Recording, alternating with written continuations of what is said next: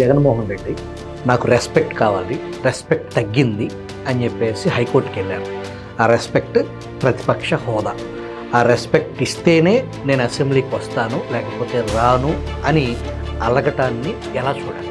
నేను అనుకుంటే ఆ ప్రతిపక్ష హోదా మొత్తాన్ని ఫ్లోర్ ఆఫ్ ద హౌస్ మాట్లాడినావు కదా.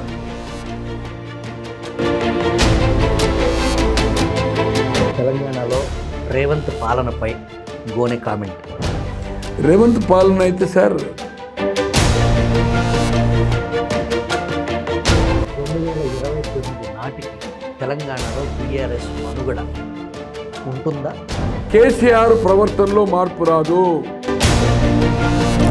పబ్లిక్లో పోడు, పోరాటాలు చేయడు, హౌస్కు రాడు. రానప్పుడు మొన్న పార్లమెంట్ ఎన్నికల్లో బీఆర్ఎస్కి ఒక్క సీట్ రాకుండా బీజేపీ సగం సీట్లు సాధించడానికి కారణం ఏంటంటారు? కారణం ఏంటంటే మీకు కార్యకర్తలకు పొలిటికల్ పరిజ్ఞానం ఉంది. 2029 సార్వత్రిక ఎన్నికల నాటికి వైఎస్ఆర్సీపీ పరిస్థితి ఈ రాష్ట్రంలో ఎలా ఉంటుంది? జగన్మోహన్ రెడ్డి గారికి ప్రమాదం ఏముందంటే అతని ప్రవర్తన మారదు.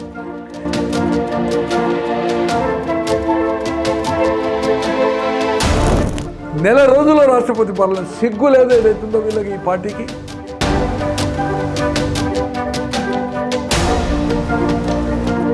ఆనాటి ముఖ్యమంత్రి తండ్రి రాజశేఖర్ రెడ్డికి తెలవకుండానే జరిగినాయి అని అనుకోవచ్చు. రామచంద్రరావు గారు స్వయంగా